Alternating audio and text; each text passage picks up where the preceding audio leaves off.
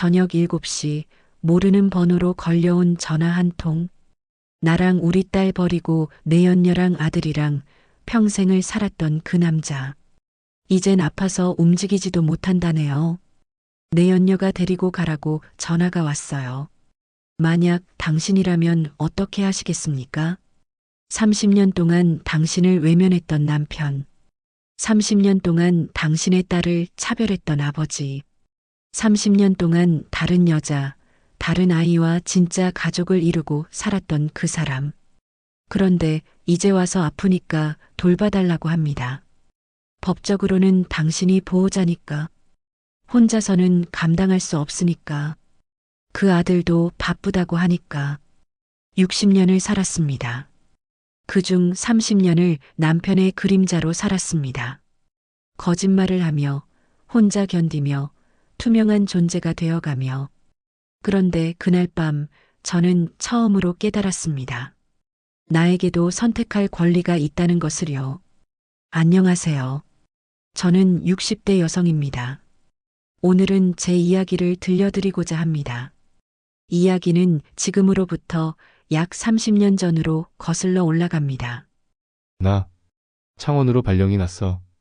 남편이 그 말을 꺼낸 건 딸이 3살 때였습니다. 승진과 함께 온 발령이었기에 저는 오히려 기뻤습니다. 언제쯤 이사할까? 유진이 어린이집도 옮겨야 하고. 아니야, 당분간 주말 부부를 해야겠어. 언제 다시 서울로 올라올지도 모르니까 거서 자리 잡으면 그때 내려와도 괜찮을 것 같아. 남편의 말은 합리적이었습니다. 실제로 많은 직장인들이 그런 선택을 하곤 했습니다. 저 역시 딸이 좀 더 자란 후에 천천히 이사하는 것이 좋겠다고 생각했습니다. 처음 몇 달은 괜찮았습니다. 남편은 금요일 저녁에 돌아와 일요일 저녁에 창원으로 떠났습니다. 피곤해했지만 그래도 주말만큼은 온전히 우리와 함께했습니다. 아빠, 언제 같이 살아? 딸이 그렇게 물을 때마다 남편은 조만간 가리 살아야지. 라고 대답했습니다. 그리고 저도 그 말을 믿었습니다. 하지만 시간이 지날수록 뭔가 이상했습니다. 남편이 오는 시간이 점점 늦어졌고 때로는 토요일 오후가 되어서야 집에 나타났습니다. 요즘 일이 너무 많아서 말이야. 매일 야근이야. 주말에도 일했어야 했는데 우리 가족 보고 싶어서 왔어. 그 말도 이해할 수 있었습니다. 하지만 딸은 아빠를 기다리며 창가에서 서성이는 시간이 길어졌습니다. 우리가 창원으로 갈까? 제가 그렇게 말했을 때 남편의 표정이 순간 굳어졌습니다. 아직 얼마나 더 있을지 모르겠어. 그리고 지금 머무는 곳은 회사 기숙사 같은 곳이라서 가족이 머물기엔 좀. 그래도 한 번 정도는 가봐야 하지 않을까? 나중에 이사할 곳도 미리 알아보고. 시간 날 때 내가 알아볼게. 지금은 정말 바빠서. 남편은 항상 바빴습니다. 너무 바빠서 창원에 있는 집을 보여줄 수도 없을 정도로. 남편의 가방을 정리해주다가 발견한 것은 영수증이었습니다. 마트 영수증이었는데 구매한 물건들이 이상했습니다. 이유식, 기저귀, 그리고 과일들. 이건 뭐야? 아, 그거? 후배가 아기가 태어나서 선물로 사준 거야. 남편의 대답은 자연스러웠습니다. 하지만 영수증 날짜를 보니 매주 비슷한 물건들을 구매하고 있었습니다. 후배 아기가 몇 명이야?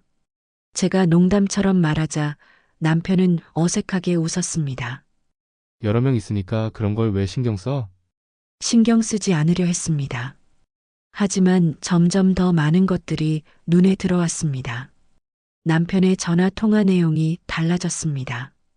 전에는 업무 얘기가 대부분이었는데 이제는 조용한 목소리로 누군가와 다정하게 대화하는 모습을 종종 보았습니다. 응, 알겠어. 조심해서 가. 아, 그 약은 먹었어? 감기 조심하고. 누군가를 걱정하는 목소리였습니다. 저에게 했던 것보다 훨씬 더 부드러운 목소리였습니다. 누구랑 통화했어? 회사 후배 몸이 안 좋다고 해서. 그 후배는 참 많이 아팠습니다. 거의 매일 안부를 물어봐야 할 정도로.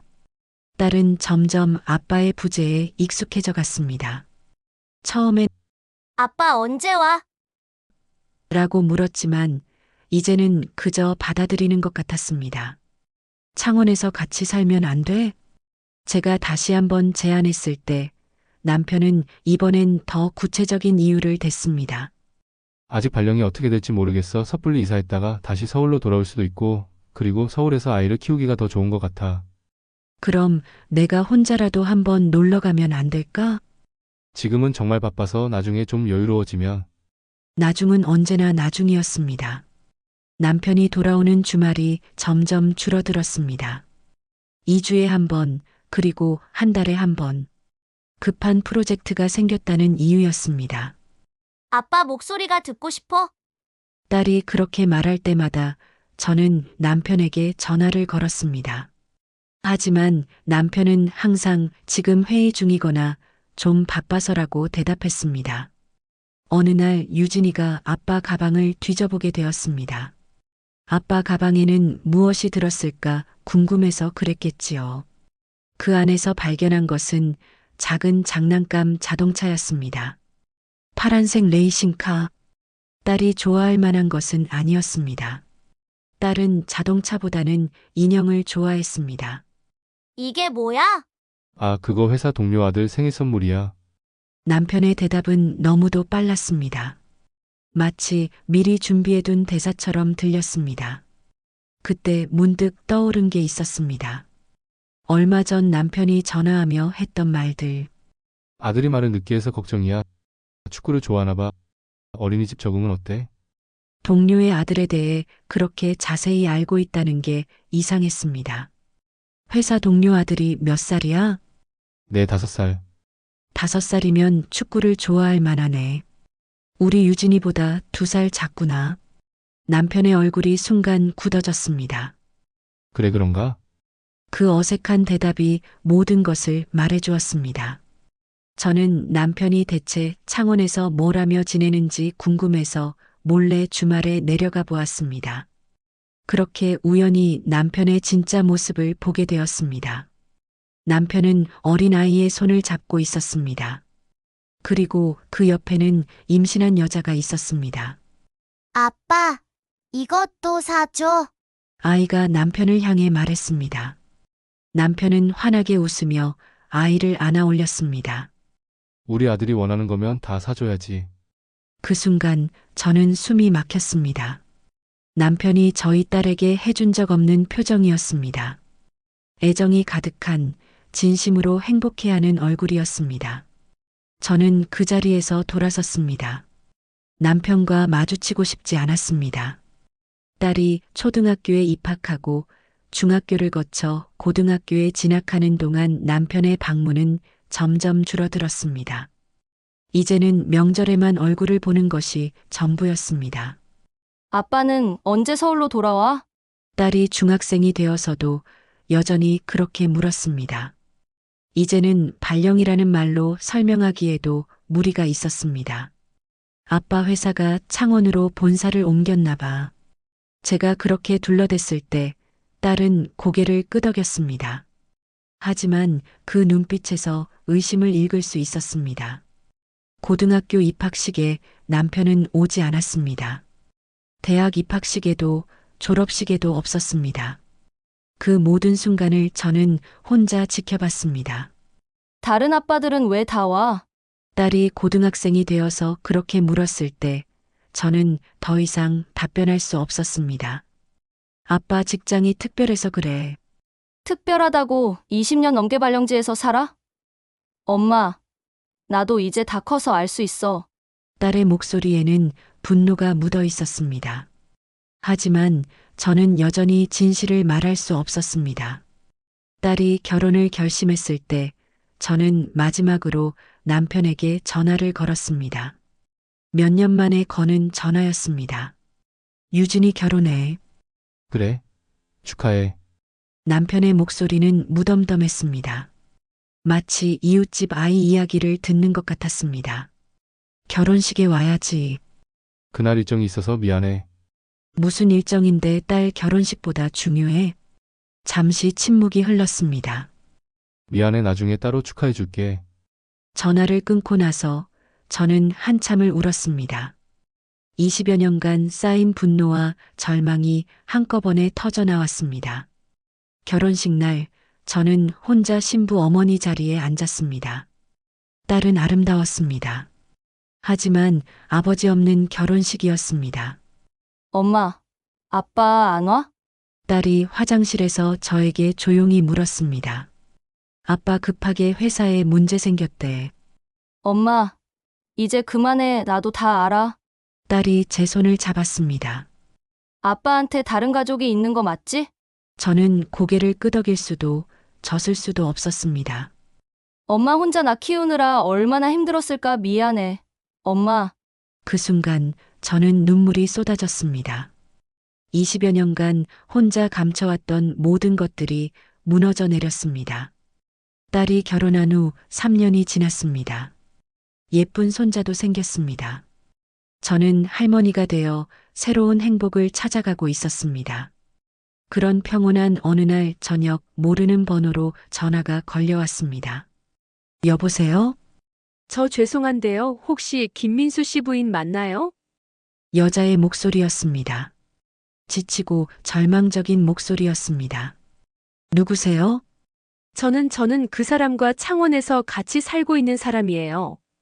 순간 온몸이 얼어붙었습니다. 그 사람이 지금 많이 아파요. 세상이 멈춘 것 같았습니다. 병원비도 너무 많이 들고 저 혼자서는 더 이상 감당할 수가 없어요. 여자는 울고 있었습니다. 법적으로는 당신이 배우자잖아요. 제발 데려가 주세요. 저는 웃음이 나왔습니다. 쓰디쓴 웃음이었습니다. 30년 동안 저희를 버려놓고 이제 와서 돌봐달라고요? 저도 모르겠어요. 하지만 제가 더는 못하겠어요. 여자의 목소리가 더욱 절망적으로 들렸습니다. 그분 아들은 뭐하고 있는데요? 그렇게 아끼던 아들 말이에요. 아들이 아빠를 돌보기 싫어해요. 결혼해서 자기 가정이 바쁘다고 가끔 와서 돈만 주고 가요. 그 순간 저는 모든 것을 이해했습니다. 남편이 그토록 사랑했던 아들도 결국 아버지를 외면하고 있었습니다. 당신이 선택한 길이에요. 끝까지 책임지세요. 저는 전화를 끊었습니다. 하지만 그날 밤 저는 잠을 이룰 수 없었습니다. 30년간의 분노와 상처, 그리고 마지막 남은 동정심이 뒤엉켜 있었습니다. 과연 이것이 끝일까요? 아니면 또 다른 시작일까요? 전화기를 바라보며 저는 깊은 한숨을 내쉬었습니다. 다음 날 아침 저는 그 여자에게 전화했습니다. 저는 못하겠어요. 네. 뭐라고요? 남편 간병 말이에요. 저는 안 할 거예요. 전화 너머로 여자의 당황한 숨소리가 들렸습니다. 그런데 법적으로 당신이 보호자잖아요. 이혼도 안 했고. 법적으로야 그렇겠죠. 하지만 30년 동안 저를 버리고 사신 분을 제가 왜 돌봐야 하나요? 그래도 부부잖아요. 저는 씁쓸하게 웃었습니다. 부부요? 저는 30년 동안 혼자 살았어요. 이제 와서 부부라고 하시는군요. 그럼 그 아들이 돌보세요. 아버지가 그렇게 아껴주신 아들이잖아요. 아니, 그게 저는 더 이상 듣고 싶지 않았습니다. 저는 이제 제 인생을 살 거예요. 그분도 평생 자신이 택한 삶을 사셨으니까 끝까지 그렇게 사시면 될 것 같아요. 전화를 끊었습니다. 핸드폰을 꺼서 서랍에 넣었습니다. 오후에 딸이 손자를 데리고 왔습니다. 아이는 평소처럼 제 무릎에 앉아 그림책을 읽어달라고 했어요. 할머니, 이 공주 예뻐요. 응, 정말 예쁘네. 할머니도 공주처럼 예뻐요. 순간 가슴이 뜨거워졌습니다. 이 아이에게 저는 그냥 할머니가 아니라 예쁜 할머니였습니다. 저녁을 먹고 난 후 딸이 말했어요. 엄마, 결정했어요? 응, 안 갈 거야. 딸은 고개를 끄덕였습니다. 잘하셨어요. 아빠는 30년 동안 엄마를 선택하지 않았잖아요. 이제 엄마가 아빠를 선택하지 않으실 차례예요. 너는 괜찮겠어? 저는 오히려 기뻐요. 엄마가 드디어 자신을 위해 사는 거잖아요. 딸이 제 손을 잡았습니다. 그런데 엄마, 뭐 하실 거예요? 저는 컴퓨터로 미리 출력해둔 서류를 보여줬어요. 영국 어학연수 3개월. 내일 출발이야. 딸의 눈이 커졌습니다. 정말요? 엄마가? 무섭긴 해. 이 나이에 혼자 가는 거니까. 그런데 이상하게 후회는 안 돼. 엄마 멋있어요. 그날 밤 딸은 집에서 자고 갔습니다. 오랜만에 모녀가 한 침대에 누워서 이야기를 나누었어요. 엄마, 영국 가서 뭐 하실 거예요? 영어 배우고 유럽 여행도 하고. 아, 그리고 요리도 배우고 싶어. 이탈리아 요리 같은 거. 혼자서도 할 수 있을까요? 모르겠어. 그런데 해봐야 알겠지. 딸이 제 팔을 베고 누웠습니다. 엄마, 사실 제가 어렸을 때부터 바랐던 게 있어요. 뭔데? 엄마가 당당하게 사는 거요. 아빠 눈치 보지 말고, 거짓말하지 말고, 그냥 엄마로서 사는 거. 눈물이 날 것 같았습니다. 딸은 모든 것을 알고 있었어요. 이제야 그럴 수 있을 것 같아. 네, 그리고 엄마. 저는 엄마 자랑스러워요. 출발 당일 새벽 5시, 딸이 공항까지 배웅해 주었습니다. 체크인을 하고 출국 수속을 밟았습니다. 딸이 게이트 앞에서 기다렸어요. 엄마, 연락 자주 해요. 응. 그런데 너무 걱정하지 마. 엄마도 이제 어른이야. 딸이 웃었습니다. 엄마는 항상 어른이었어요. 그런데 이제는 엄마만을 위한 어른이 되신 거죠. 마지막 포옹을 하고 저는 출국장 안으로 들어갔습니다. 기내에서 창밖을 보니 한국이 점점 작아졌어요. 제가 언 60년 동안 살았던 땅이 구름 아래로 사라져 갔습니다. 옆자리에 앉은 사람이 60대 할머니가 혼자 탄 게 신기했는지 물어봤어요. 혼자 가세요? 네, 가족들이 런던에 사시나 봐요? 아니요. 그냥 여행이 아니라 공부하러 가요. 멋지네요. 혹시 연세가 어떻게 되세요? 65살이에요. 와, 정말 멋져요. 새로운 도전이시네요. 그 말이 가슴에 와 닿았습니다. 새로운 도전 65년 만에 처음으로 저를 위한 도전. 비행기 안에서 저는 일기장을 꺼냈습니다. 오래전에 사서 한 번도 쓰지 않았던 일기장이었어요. 2025년 4월 12일 오늘부터 나는 나를 위해 산다. 누군가의 아내도, 누군가의 엄마도, 누군가의 할머니도 아닌 그냥 나 자신으로. 무섭다. 65년 동안 해본 적이 없는 일이니까. 그런데 후회는 없다. 오히려 가슴이 뜨겁다. 런던에 도착하면 뭘 해야 할까? 일단 영어 공부하고 유럽 여행도 하고 그리고 나만의 시간을 가져보자. 30년 동안 나는 그 사람의 그림자로 살았다. 딸 앞에서 거짓말하고 혼자 모든 것을 감당하고 이제는 그만. 나는 떠난다. 나를 태우는 인생으로. 기내 방송이 들려왔습니다. 승객 여러분, 잠시 후 런던 히드로 공항에 도착할 예정입니다. 저는 창밖을 봤어요. 낯선 도시의 불빛들이 점점 가까워지고 있었습니다. 그 불빛 하나하나가 새로운 가능성 같았어요. 핸드폰을 꺼내서 차단 목록을 정리했습니다. 그 사람 번호, 그 여자 번호, 시댁 식구들 번호 모두 삭제했어요. 그리고 딸에게 마지막 메시지를 보냈습니다. 딸아, 엄마 잘 도착했어. 이제 엄마의 새로운 인생이 시작된다. 고마워. 엄마가 나를 찾을 수 있게 해줘서. 비행기가 착륙했습니다. 저는 가방을 들고 일어났어요. 65년 만에 처음으로 저는 저를 위해 걷기 시작했습니다. 복도를 걸어가면서 저는 중얼거렸어요. 이제는 나를 태우는 인생으로 갈아탑니다. 그리고 조용히 혼자 웃었습니다. 저 잘한 거 맞죠? 3개월 후 유진이에게 쓴 편지. 사랑하는 유진이에게 엄마가 런던에 온 지 3개월이 되었어. 처음엔 정말 무서웠는데 이제는 이 생활이 재미있어.